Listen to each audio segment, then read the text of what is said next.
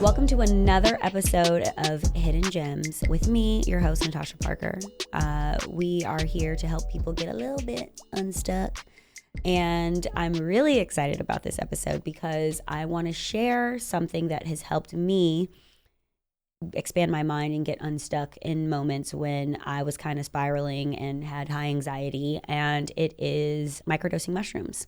And I have someone here, Austin Song, who is someone who is really knowledgeable in this space about plant medicine and psychedelics and microdosing and how it helps expand our consciousness.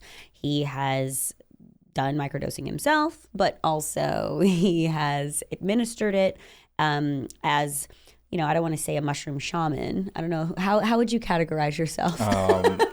I like to just facilitate. You like to facilitate people, and like if people aren't familiar with the process of microdosing, he can definitely help. So I wanted to have him on the podcast because it's something that's really, really helped me. And I don't know if my audience is into microdosing or not, but maybe it's something that's going to help them get unstuck later on in life. So, Austin, introduce yourself. Yeah. To everyone, to our Hidden Gems, our crew. Yeah, my name's Austin, and yeah, I've been facilitating psychedelics for almost like a decade now.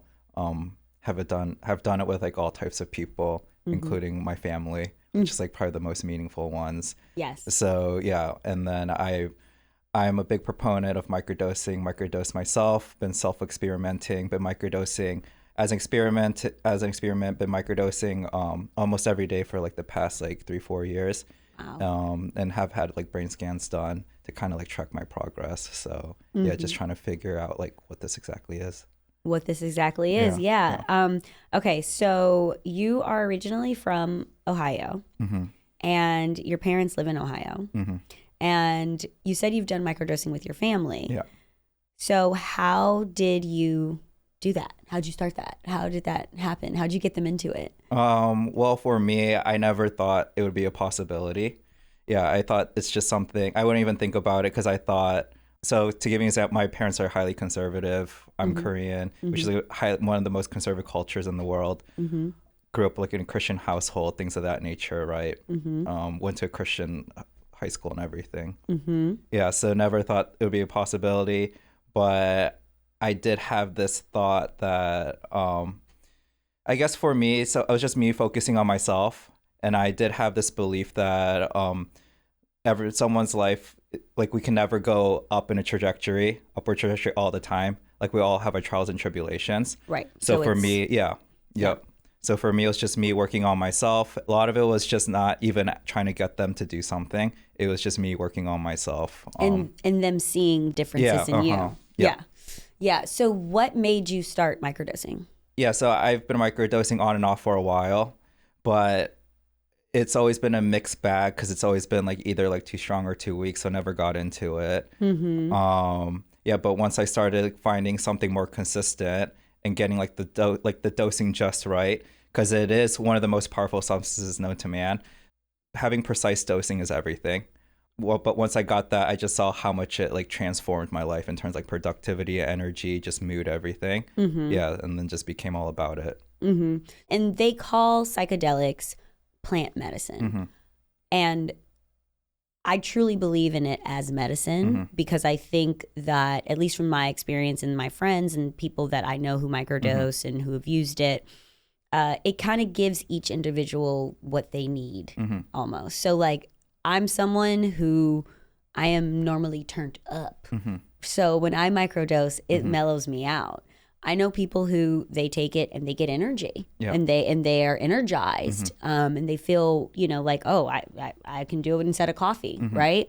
So first of all, why do you think that is? And then also explain why it is such a powerful substance. So when you microdose, like what can you expect? Or like what does it actually do? So the easiest way I explain, because it's a new experience. So it's like trying to explain to someone that's never drank coffee before, like what does coffee feel like? Right. Well, it makes sense because everyone's drinking coffee, but if you've never had it, it's really hard to explain. So it does make you more productive.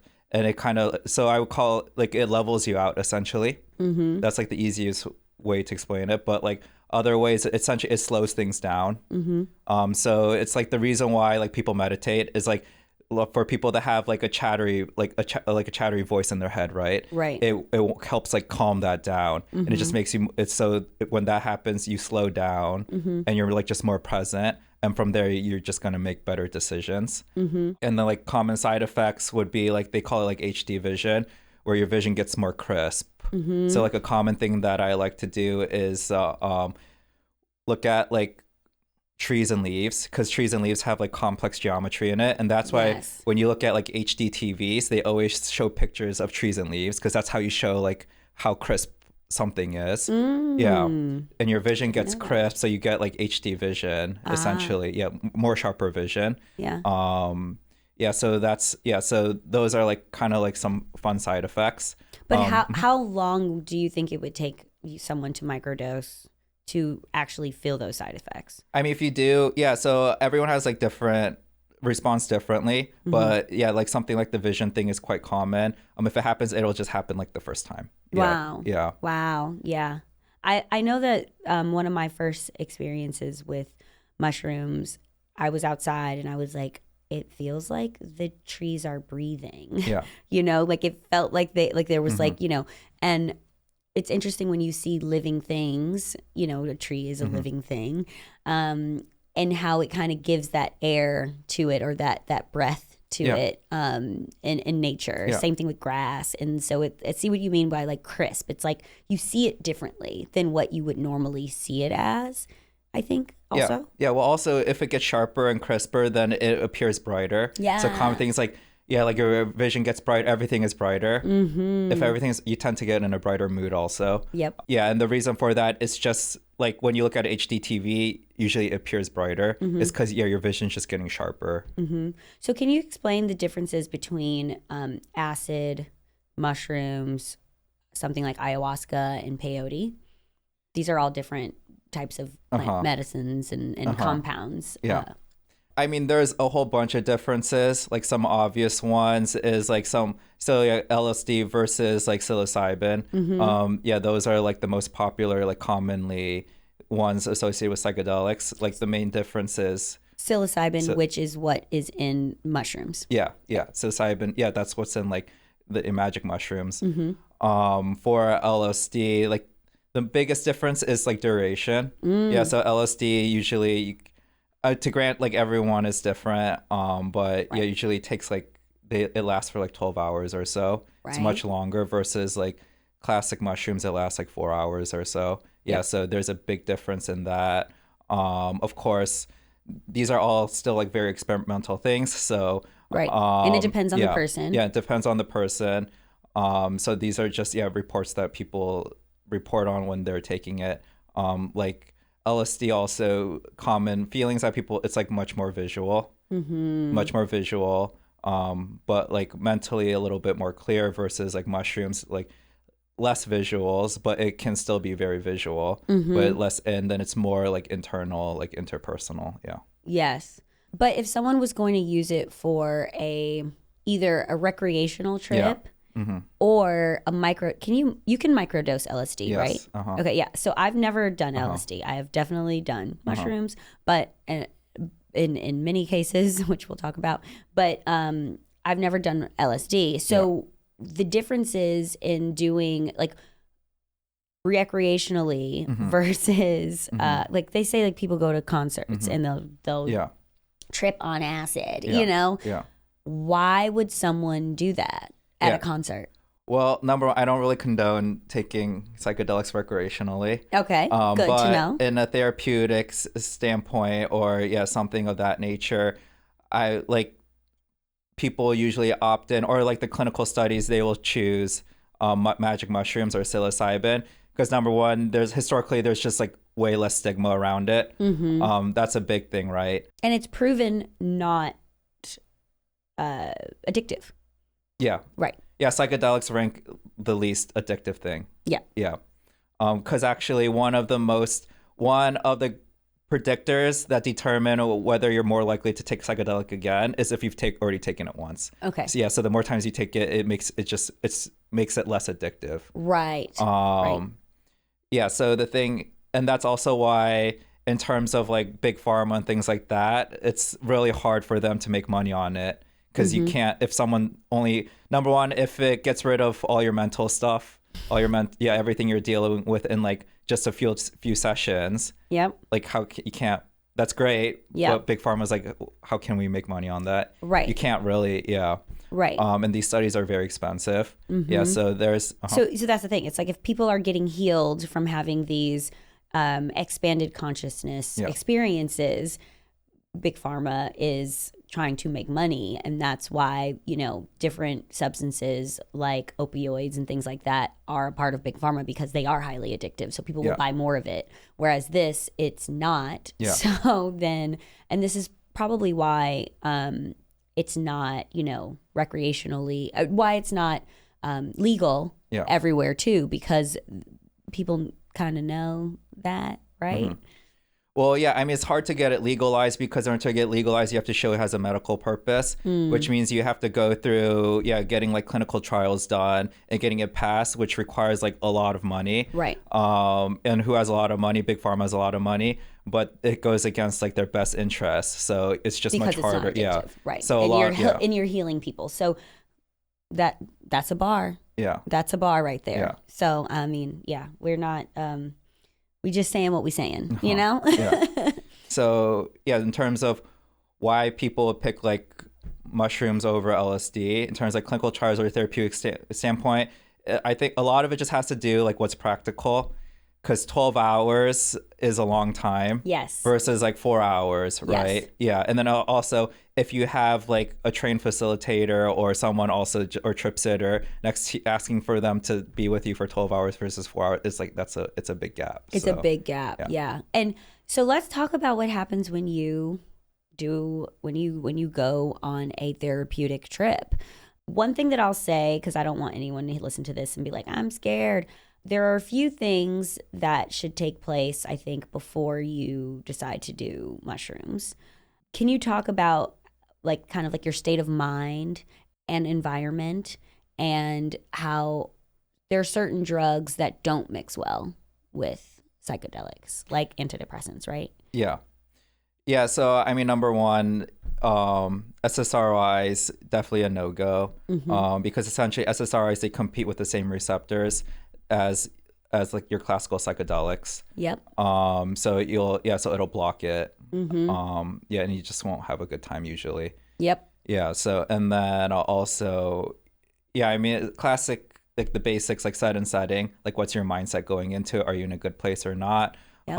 And then your setting, do you feel safe? Right. Yep. For me, like when I'm like facilitating or like helping someone out, I like to keep things simple. So there's only one rule, which is psychological safety. And everything that's done is providing as much psychological safety to that person as possible. Yep. Rather than having some sort of like sequence or ritual or things of that nature, it's just whatever provides maximum psychological safety. And if they can feel, if they have that, then, I mean, I personally like believe in something called like natural intelligence, which is like intelligence that occurs naturally. So what is natural intelligence? The example that I always like to give is like a hippo. When hippo has a baby, like how does a baby hippo learn how to swim? Well, the mother hippo basically kicks the baby hippo into the water, and the baby hippo starts drowning. And it starts wailing and crying for its mom. And as it's wailing, it will come up and gasp for air, right? And it'll go back down, and it'll repeat over. And through that process, it'll learn how to swim, because it has a natural intelligence how to swim. Yeah. So for us, in terms of like people like knowing what to do or things of that nature, I mean, we've been around for like thousands of years, and we've survived, right? So if someone has like psychological safety, then they feel safe expressing themselves, trying new things. Like children, when they're first born, they have like maximum psychological safety. Right. That's why they're free, curious, because they don't have trauma, they don't have any damage, things of that nature, right? So it kind of unlocks that component. And then you let people kind of figure out their own path rather than trying to like telling them what to do. Yes. And I think if you can, if you are going to try mushrooms for the first time, or if you're going to do it in a therapeutic way and take a higher dosage than just a microdose, even if you can have someone there who has taken it and or someone who can facilitate it, it's always a good idea because, like you said, for the psychological safety, there are things that can happen on a trip that someone can help you through if they are guiding you, right? Yeah. I mean, it's always best done with, yeah, like at least someone trip sitting or someone that kind of knows the ropes a little bit, because it is, I mean, these things are not toys. Yeah. When you are helping someone or guiding someone, are you also microdosing or you are not? Back to like the basic golden rule, which is like how do I provide the most psychological safety to someone? Mm-hmm. Yeah, if that requires like take a little bit so that they feel more comfortable, then maybe I'll do that. But or if it doesn't, then we'll not. Yeah, so it's really just up to the there's person. It's situational dependent. Yes, because that is sometimes like, okay, if you do it, I'll do it type of thing, right? Yeah. Okay, that makes sense. So let's talk about tripping. Mm-hmm. And our experiences tripping. The reason why I love mushrooms is because I think the first time that I ever did it, even though Austin does not condone recreationally, I was doing mushrooms recreationally. I had chocolate mushrooms for the first time. I was out with friends at a house party. So it was a house party. I felt relatively safe, psychologically safe. I was with really good friends of mine, and I didn't feel like, something was going to happen to me. I wasn't in like, I could go off into a room if I wanted to and just chill if I needed to. My boyfriend at the time was there. Like, I felt good.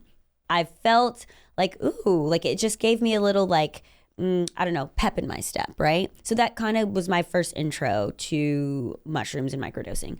Then I did a macro dose for a friend's birthday, and I did about 2 grams of mushrooms. And boy, oh boy, did I feel things and see things. And it was such a introspective moment. It was at a house. We were in the Hamptons, and it was just like me and my other 2 friends, and we all took it, and it was a very safe space, and we felt good. But I just remember being in a corner and just like really in my mind and really, so what they say about expanding your consciousness, I felt like I was in control. Like I knew where I was. It was not like you like go into this portal and you're like, I'm in space, right? Like you know where you are. But I felt like there were some things going on with me emotionally. There was like boy stuff happening. There was my own mental health stuff going on, like how I perceived myself. And then like also like kind of how the world or how, people on social media perceived me that I was kind of battling with. And like there was all these things going on in my head that I didn't know was such an issue until I did this trip. And so it was kind of like, what door do you want to go down? Do you want to go down the dude door and like the relationship door? Do you want to go down the self door? I picked the self door. And through this 4-hour thing, and that's why when you're talking about how long it lasts, after those 4 hours, I was completely normal. There is no like, when you go out and you drink and you get hungover and you feel like shit the next day or after or whatever, there is none of that. When it's over, it's just over. You just feel like, oh, like that's it. It's over. And you know when it's over because you almost like snap back into your consciousness that is consciousness opposed to your subconscious taking over. And what I found out, there were these trees on the property, these 2 trees on the property. And one of the trees was just gorgeous. It was like this, like, I don't know what kind of tree it was, but it was like this gorgeous red tree. It was so pretty. And the red tree represented, like, in my mind, it represented the most beautiful person ever, And then there was this other tree that looked very regular during the day, but at night when the lights were hitting it, it was so gorgeous. It was like so beautiful because it didn't have leaves. It was just like, and it was also a very beautiful tree. I hope this is making sense to everyone. But basically, I looked at myself, and I think that I looked at myself as this other tree. I looked at myself as the tree that you had to take time and wait till the nighttime to really see its beauty. Other than this other tree, it's like morning, noon, night, it doesn't matter. This tree is gorgeous. And I always wanted to feel like this red tree. Like I in my head, I'm like, I want people to think I'm amazing, like morning, noon, and night. Like what? But I always looked at myself as like an onion. You kind of got to peel back the layers to really know who I am. And this is all my self-perception for myself. And I understand that. But then through this trip, through this therapeutic thing, it was like something went off in my head and was like, girl, you can be whatever tree you want to be. You're literally choosing to be this tree to yourself. And you don't even know that to someone else, you're totally the red tree. You know, like you are that to them. And it's all up to you to be what you want to be. And this was also when I was, you know, I had just quit a job and I was battling with my masculine and feminine energies, like through work versus in my personal life and all these different things. And like the red tree was so feminine and the other tree was like masculine, but then it got feminine at night because that's how I felt I was. It was this whole mental combustion that was going on in my brain. So after that trip, I was like, wait a second, I'm the motherfucking red tree. I am the red tree. So I started doing things like, and I've talked about this before, but I've started doing things like, you know, whether someone's over my house or not, I'm going to wear silk pajama because that's what the red tree would wear. The red tree would be in silk pajamas at night. You know what I mean? And when I wake up in the morning and I'm going to get my coffee, I'm still going to like put in a little effort and like do this because that's what the red tree would do, kind of. And over time doing these things, I now feel like the red tree. And so I am the red tree. Does that make any sense, Austin? Yeah, you essentially had an identity shift. Yes. Yeah. And have you heard of this happening with other people? Yeah, it's a technique that I would commonly use, actually. What do you mean? Well, Explain. The most powerful force in the human consciousness is it's your identity. So people will never betray their identity in terms. That's why when you get like two political parties opposing, they never win. It's because it's to betray your identity to go to the other side, right? So you will never betray your identity. So it's the most powerful force. Sometimes it can get you stuck, but also it can be the most powerful force to cause change. Yes. Yeah.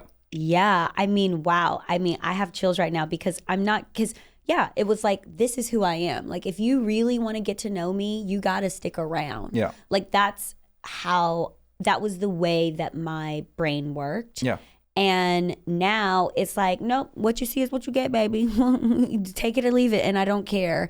And it's giving red tree morning, noon, and night. Yeah. And if you don't like it, I don't care. Yeah. So in terms of like identities, what's another identity?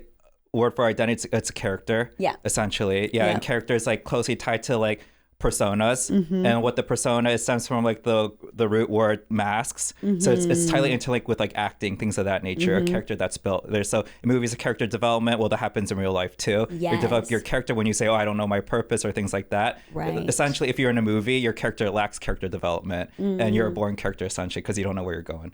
So the more defined that is, the more like clarity it gives you around like where you want to go. The easy ways to give clarity, well, all characters need a name. So when you give it a label or identify with it, then you box this character and you can play with it. So that's why it becomes more powerful because now it's been defined. Yes. So essentially you defined a character that you can, or persona that you can tap into. Yes. So it's like for an actor, if a character did not have a name, like it's really hard to play that character. It's like, I'm going to turn on Red Tree or whatever character I'm going to play. Yes. And then you can completely change. Yes. Yeah. So it's about doing that. So it's about defining it.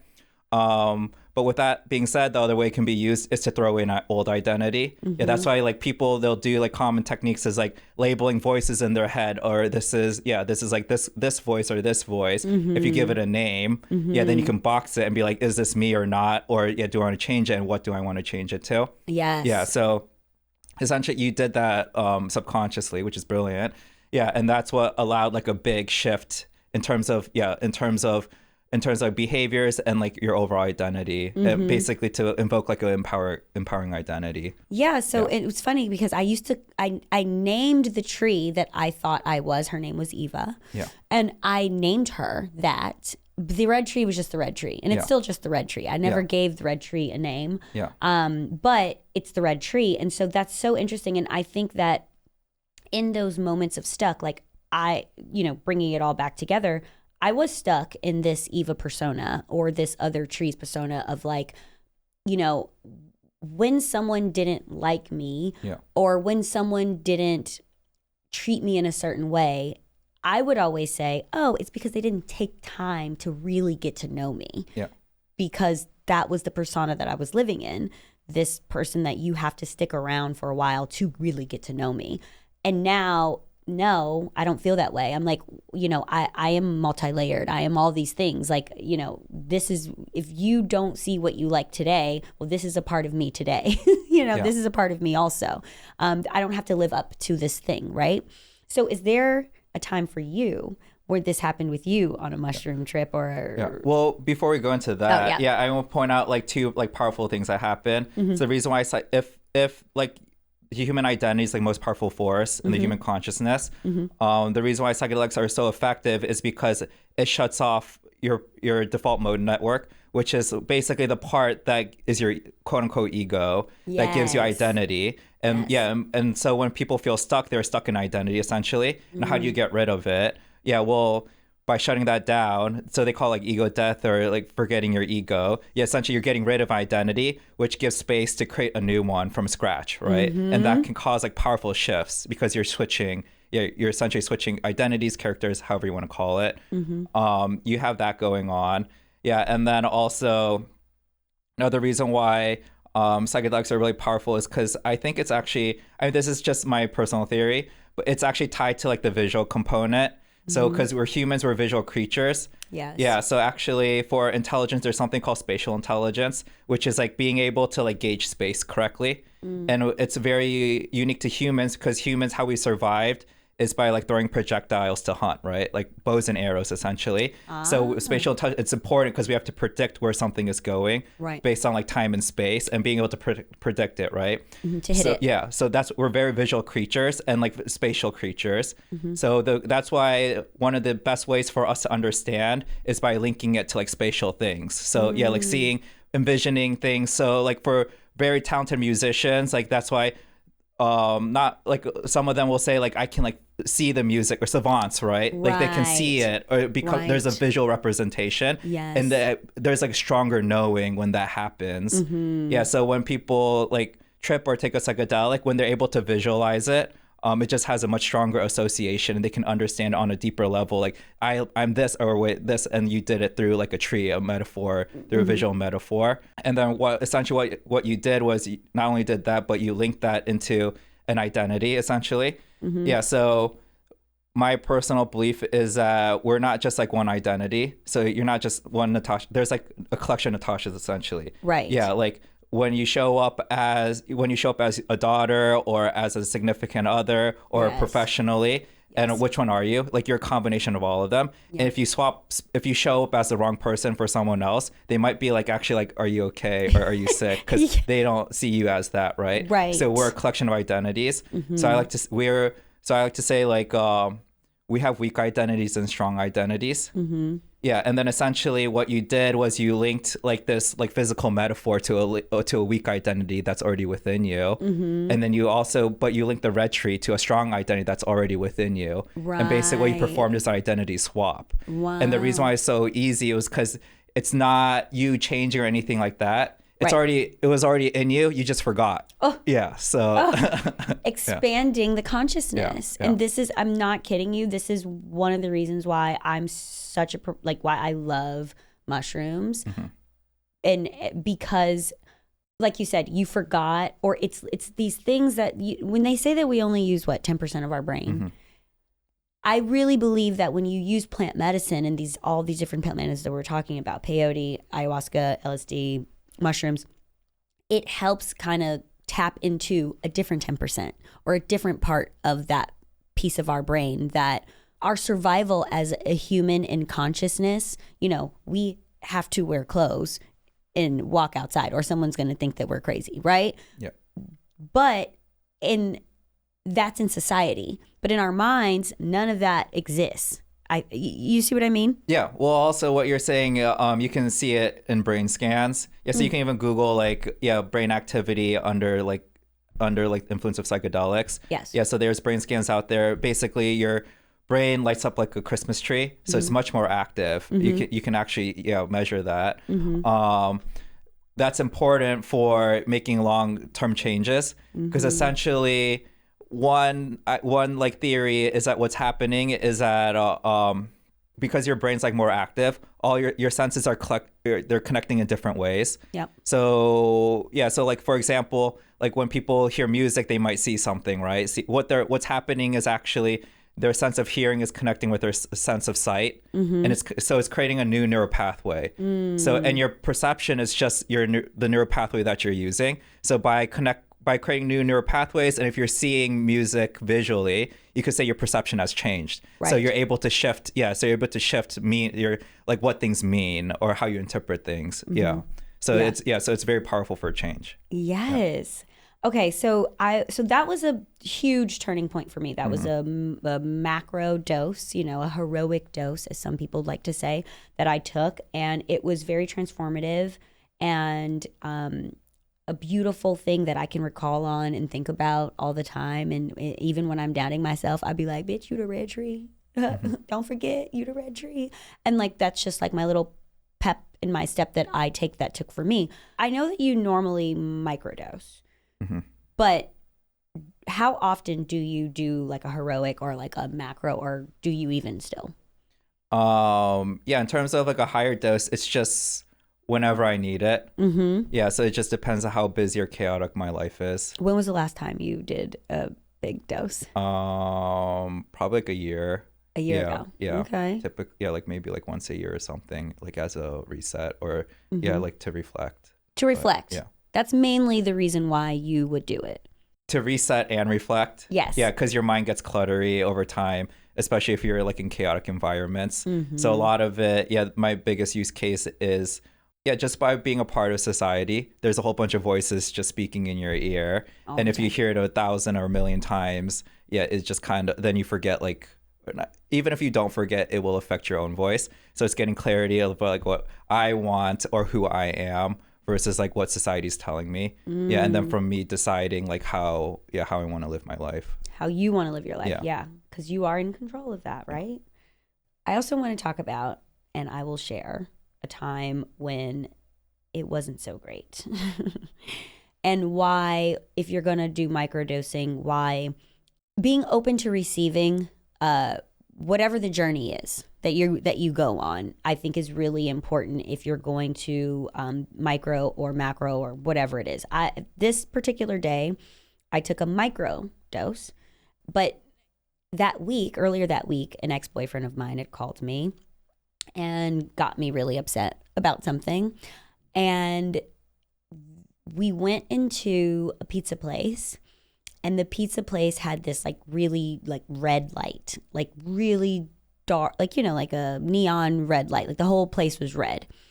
And I was on my mushrooms, having a great time. We're in the car, we're singing, whatever, da da da. And I was not thinking about my ex at all. And then I walk into this pizza place, we're getting a slice of pizza, and all of a sudden I got so sad. I got so sad. So I used to have this red light in my room, in very red light district of me. But one of the I guess a pivotal time in our relationship, we were in my room talking, and we were talking under this red light, and it just took me there immediately. And then I started thinking about the ex, and then I started getting emotional and sad and upset and blah blah blah blah. And it was almost like I couldn't control it. I couldn't control, because it was like, okay, I was like, I'm going to start crying. I'm going to start crying. I felt myself about to start crying. So I walked out of there, and like the moment I got out of the red light, I felt relief and I felt better. But it was that association that happened so quickly, that knowing that, you know, I wasn't kind of in like, I don't know, I guess the best place mentally. And then I decided to microdose anyway with my friends and whatever, and not necessarily therapeutically, more of a recreational thing. It kind of ended up, someone would say, as a bad trip. Again, I'm someone who loves mushrooms, and for whatever reason, I needed to feel that feeling. And so I accept that feeling. But I still think that those types of things can happen to people if they are not in the most positive space mentally or emotionally. So I do want to put that out there and not just be like, you know, microdosing's just peaches and roses and beautiful trees, you know? So state of mind. Can we talk about state of mind when we are gonna microdose? Yeah, well, basic how I see psychedelics, it's an amplifier. And so it just amplifies like whatever is already there. So that's why it's neither good nor bad, and it can go really great or really bad because it's amplifying. Yep. Yeah. So the trade-off though is, because it's an amplifier, you only need a little bit of good momentum to get that good train going. Yeah. Yeah. So yeah, just getting that going, and it'll just build a lot quicker. Mm-hmm. I think that's also why they have trouble studying it, because placebos essentially it's an amplifier, right? It amplifies an effect that maybe doesn't exist. Well, you could also, like, in some sense, psychedelics are the ultimate placebo, because it's just amplifying your internal state. Yeah. So for mindset, I mean, you can go, like going in with a good mindset is great, but also you have the option to get into a good mindset. Yeah. So just, and just kind of knowing yourself, and then just getting to like basic good practices, right? Just being human, essentially. So if we're going to microdose, how do we microdose? How do we find our dose? Because like you said, it's very important to do that. So what would you say? Is it better to go halfway and then go lower or higher, or just start low? What do you think? Yeah, I mean, it's always best to just start low, because you can always go high. If you don't have experience because you went too high, then it's just demotivating. So so it's just always, I mean, it's always going to be there. So it's just be patient with it and just kind of go up slowly. Yeah, typically like 100 milligrams or so. Or like 100 milligrams or 50 milligrams is like the lowest dose that you usually start with, and you can work your way up from there. And does weight have anything to do with tolerance? No. Or it could, but it's not clear if it is, because it's something that works on your brain. Do you think other substances, so like someone who, let's just say, smokes weed a lot, do you think, have you seen that they need more or less or something like that? General tolerance to other substances, it does. It can play a factor. Okay. Yeah, that's usually a bigger factor than weight. Than weight. Okay, gotcha. So if you have a higher tolerance for other drugs, then you may have a higher tolerance. Yeah, for other substances. For other substances. Yeah. And then tolerance over time can change. Yeah. How have you seen it change for people? Well, I think this is all still very new. In terms of my own experience, I've seen like a reverse tolerance. Yeah, so instead of my tolerance getting higher, it's gone lower, and I've become more sensitive. And I think, this is like my personal, when I'm trying to make sense of what's going on, is I think because ultimately when you take a microdose, you're after like a state of mind. Yes. Yeah, it's not about like a physical like feeling or a high or anything like that. It's about a state of mind, which can be achieved through like meditation or like a really good workout or something like that, which is a clear state, no chatter. You're just at calm, at peace, essentially. So because you're after that, I think I've just gotten better at like just accessing that at a quicker rate. So I think that's why my tolerance has gone down, because I've repeated so many times that I'm able to just access that better. Yes. Yeah. So in that sense, my tolerance has gone down because I need less, essentially. So that makes sense. Yeah. So meditation. Oh, go ahead. Oh, but it's not true for everyone. Like some people might, they might actually, their tolerance might increase, but everyone's different. Yes, I will say for me personally, mine has increased. But I also don't do it every day. I did do it 1 day on, 1 day off every day for 30 days. Yeah. And that got me off of Xanax, my Xanax prescription, which that's another reason why I really believe in the plant medicine, because I'm like, I was so dependent on Xanax to relax when I had really high stress moments. And then I would take my microdose and I'd be like, this would normally piss me off or this would normally get me hype, but I don't care. Not that I don't care, but like I'm going to get through it. And I had this like reassurance of like, it's okay. It's all right. The internal chatter was like, the internal chatter in turn was, it's all right. It's cool. We gonna figure this out. Don't worry. Don't freak out. And that's, again, both of those voices are there. It's just when they turn on, normally the latter would happen. And that's why I would take Xanax to chill out. Whereas when I'm microdosing, I don't need that because it's all, that chatter's already happening. Like, it's cool. It's fine. It's okay, which is a super powerful thing. But I started with 0.2 or 200 milligrams, and now I'm at 300 milligrams, and I feel great at 300. And that's not to say that everyone is different, but I started at 0.2 or 200, and then I kind of graduated to 3, and I still will feel 200, but 300 makes me even more calm.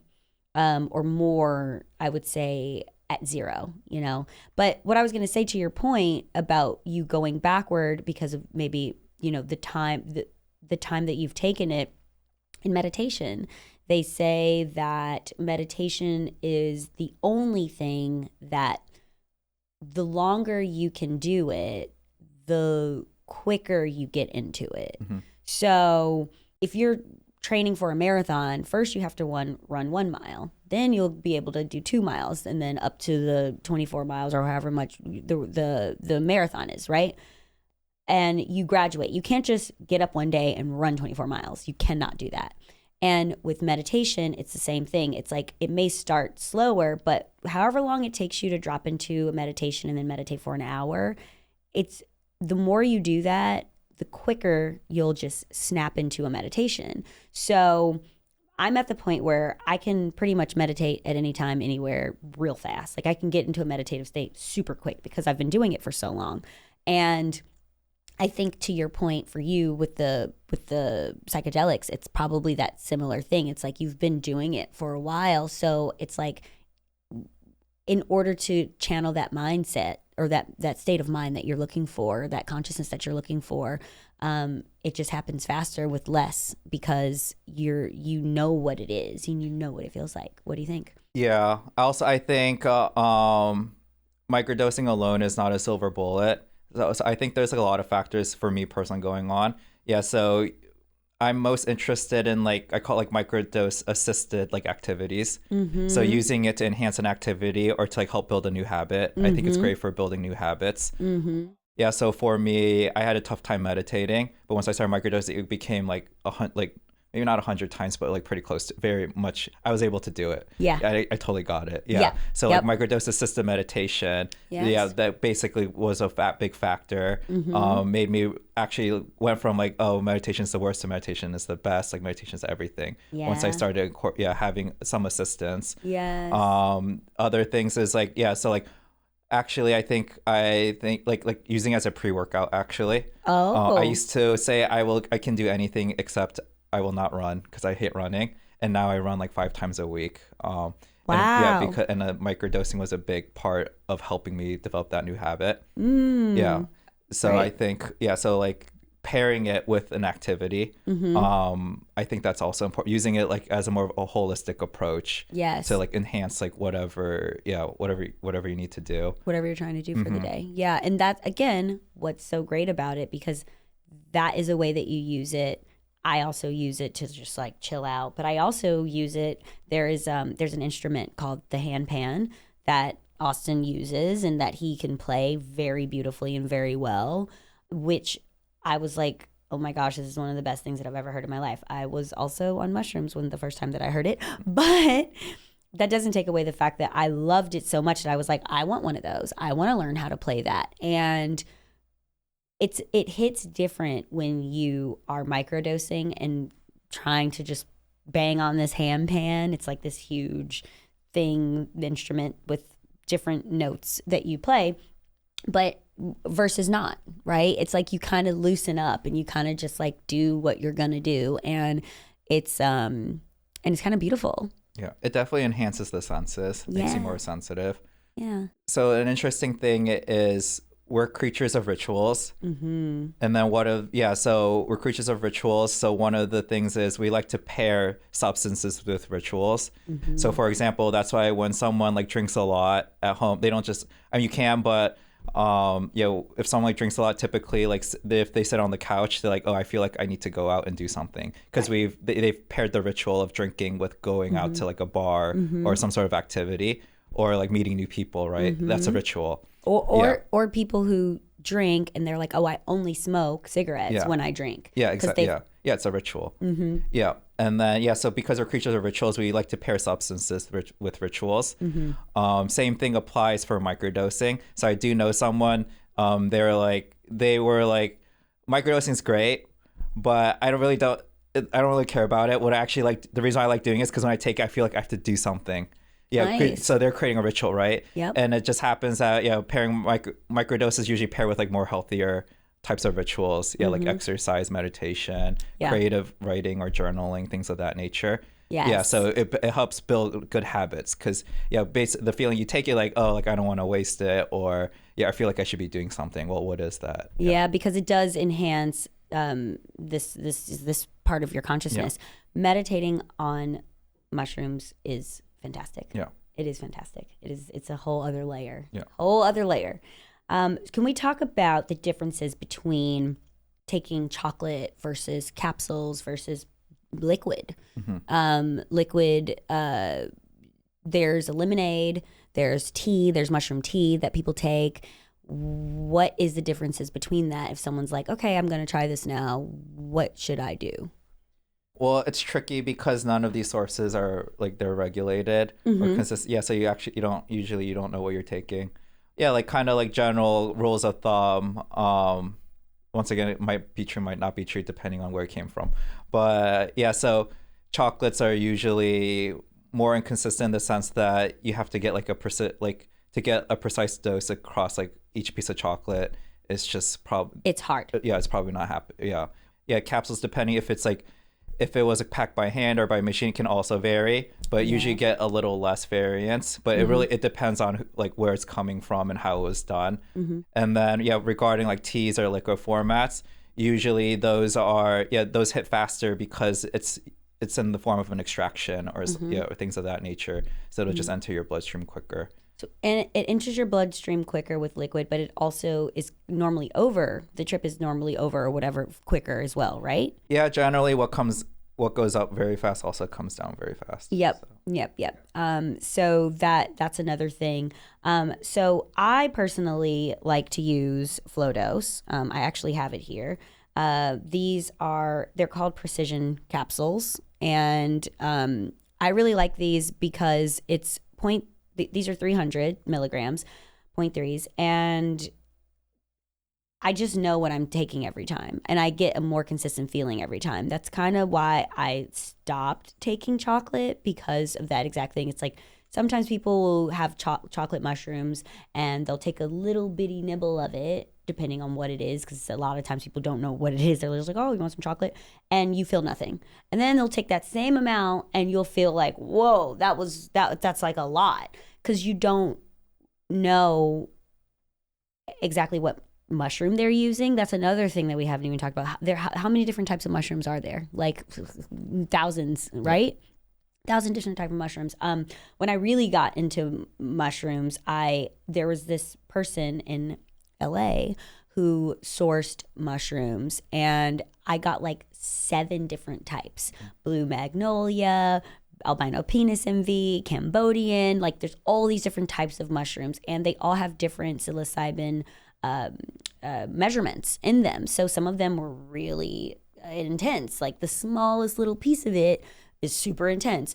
Like, so by saying like, you know, my macro, I took 2 grams. It's like I took 2 grams of a very strong mushroom versus taking 2 grams of a mushroom that has a lower psilocybin in there. So it gets kind of technical, you know, with this stuff. But again, if you're taking it for introspection, it's important to know what you're taking, or at least trying to know what you're taking. And that's why I personally really love capsules, because I want to know exactly where I am. I'm microdosing right now. I've done I did 300 today. If I were to go out later and do mushrooms later, now for the day, I'm at 600. And these are just things that I want to know and track for myself. So that's why I like capsules personally, or knowing exactly what it is. Flowdose, the same company, they have chocolates as well. And they have 500, like there's this little thing and there's 4 in them. And so you can get 500 or you can get 1,000. I have 1,000. So each little square is 1,000. And I know you're familiar with Flowdose as well. Yeah. Flowdose it's really precise. So, and for me, psychological safety is most important. So precision, repeatability, those are things that I really value. Yeah. So just getting something that's like very precise it's important. Yeah. It's probably the most important thing. Yeah. Right. Because then it's like if you dose someone, depending on, you know, what they tell you, it's like, okay, that was good for me. And then they ask you, well, what did you dose me with? And then you're like, oh, it was 300, it was 200. You know exactly what it is, which is great. It's something that I love about Flowdose. And I like also, I have a few videos on my TikTok about Flowdose as well. I don't talk about Flowdose as much on Instagram, but I do talk about it on TikTok. So you can go there and look for it on my TikTok. So let's talk about plant medicine and mental health. There is ketamine assisted therapies that people can go to legally in the country and can help them with depression. What do you think about that? Have you had any thoughts or have you tried it? And what do you think about the ketamine assisted therapy? Yeah, I mean, I've tried ketamine assisted therapy. I think it's effective. It depends. It's a completely different beast, though. Yeah. Yeah. So I think, it just depends on the use case.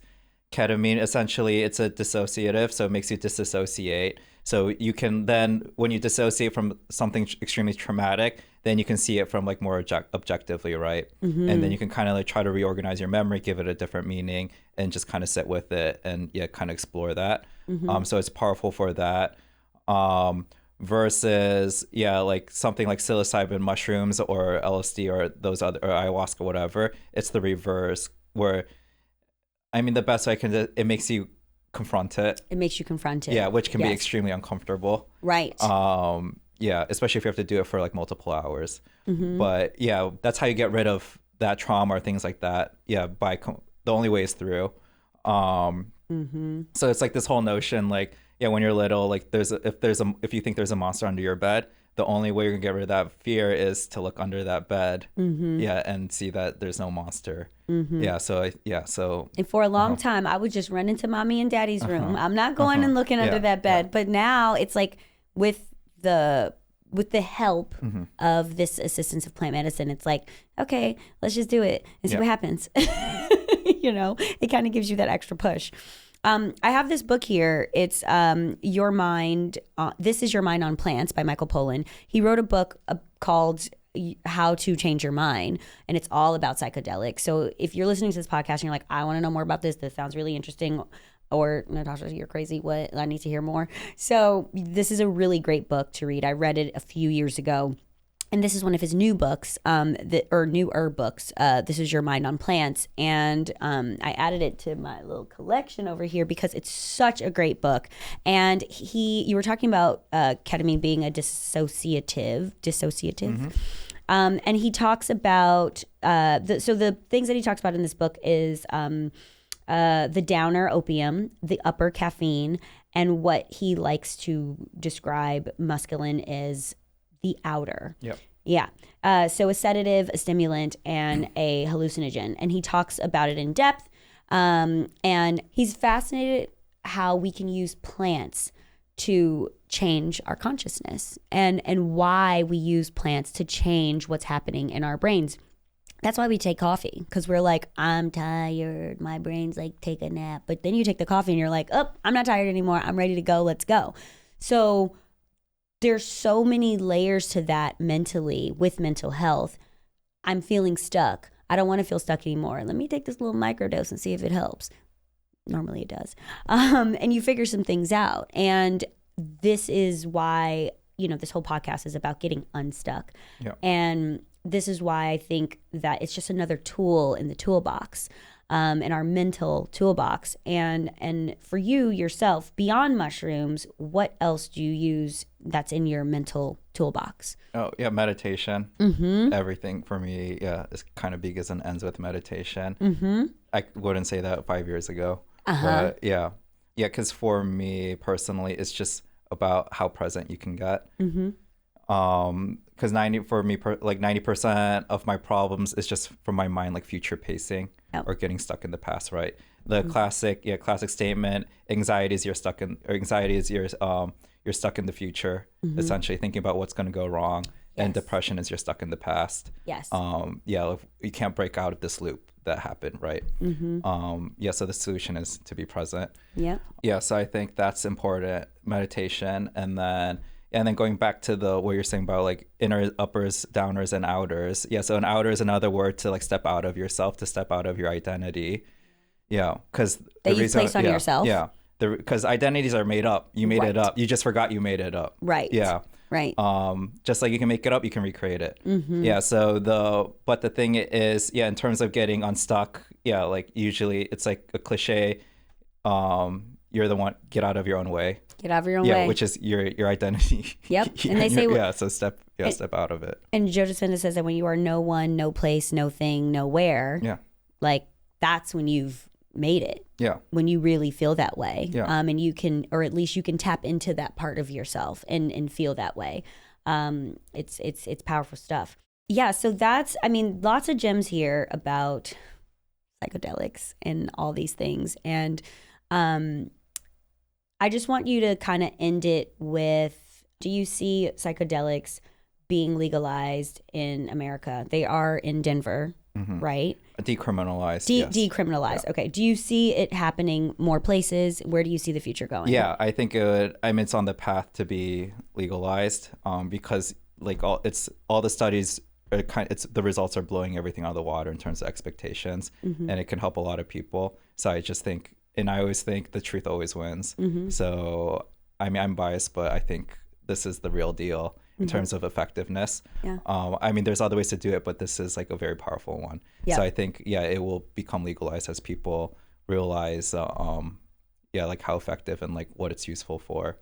Right. Yeah. Thank you so much for coming on the podcast, Austin. This has been amazing. And I also am so happy to share something that is in my toolbox that helps me when I'm feeling stuck or anything crazy. I do microdose, and it is something that I do believe in.